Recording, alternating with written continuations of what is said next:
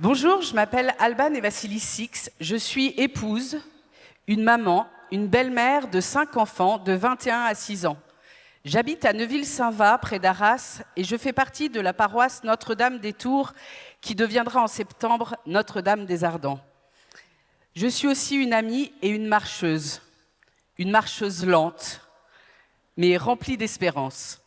Je crois profondément que l'on grandit en chemin avec les autres, avec la confiance que l'on reçoit et celle que l'on transmet, avec les joies, les doutes et même avec les erreurs de parcours.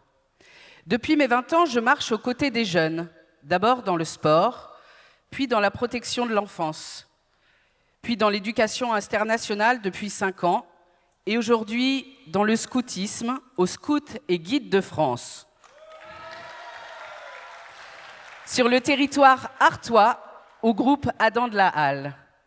Avec les compagnons, ces grands jeunes de 17 à 21 ans en chemise vert sapin qui apprennent à choisir, à servir et à prendre leur place dans les engagements qui leur sont propres. Et avec mon mari, il est là-bas, mon co-responsable chez les Farfadets en chemise vert pomme, chez les 6-8 ans, un âge où tout est encore immense, les peines, les peurs, les doutes, les joies et les éclats de rire. Chez les Farfadets, il existe un axe de progression qui s'appelle « Grandir avec Jésus ». C'est un grandir qui peut impressionner les enfants comme les parents animateurs et les responsables. Pourquoi ? Parce que toutes les familles qui inscrivent leurs enfants au scout ne sont pas croyantes. Parce que toutes ne sont pas chrétiennes. C'est ainsi. Je crois que c'est une richesse immense qui nous amène à faire découvrir notre foi avec créativité, amour et paix. Car pour moi, grandir avec Jésus, ce n'est pas transmettre des réponses toutes faites. C'est ouvrir les cœurs, montrer la beauté de la création, partager un bénédicité, sourire et danser sous la pluie. C'est ouvrir les cœurs, c'est vivre l'amour de Dieu dans le quotidien, pas seulement l'annoncer. C'est en faire l'expérience, c'est semer des graines, parler de Jésus comme d'un ami possible. Pour les enfants, nous racontons des histoires. Parfois l'Évangile, mais parfois aussi des Picsou, des histoires de chevaliers ou de lucioles qui brillent dans la nuit. Et au fond, ces histoires ne sont pas si différentes les unes des autres. Elles parlent souvent toutes de pardon, de confiance, d'espérance, de persévérance, de joie, et d'apprendre à faire équipe.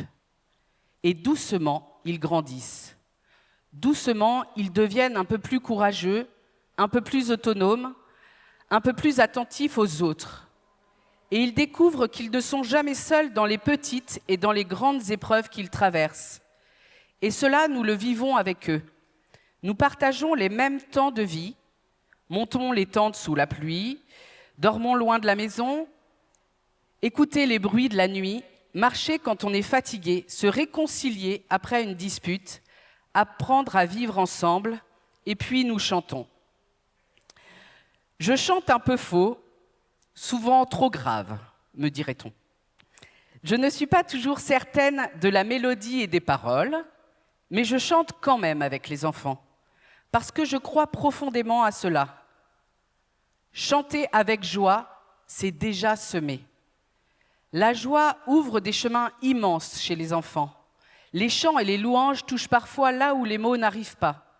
Monseigneur Le Borgne le disait tout à l'heure, n'est-ce pas ? À 7 ans, on ne comprend pas tout, mais on sent quand quelque chose se passe.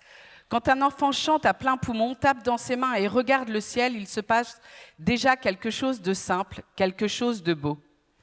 Alors comment je me sens quand je parle de Jésus ? Quand je le chante ? Maladroite sûrement, mais toujours sincère, et toujours avec une graine à la main, une graine dont je sais qu'il ne m'appartient pas de récolter les fruits. Mon rôle, c'est simplement de semer avec joie, semer un peu d'espérance dans le cœur des enfants. Je n'ai pas besoin d'être parfaite, je n'ai pas besoin de tout savoir. Il me suffit d'oser prendre ma part, oser ouvrir les mains pour accueillir, oser accompagner pour soutenir, oser marcher pour vivre l'expérience, oser semer un peu d'espérance pour faire rayonner l'amour de Dieu. Alors moi, je marche lentement, Je chante faux de temps en temps, mais je sème toujours avec joie.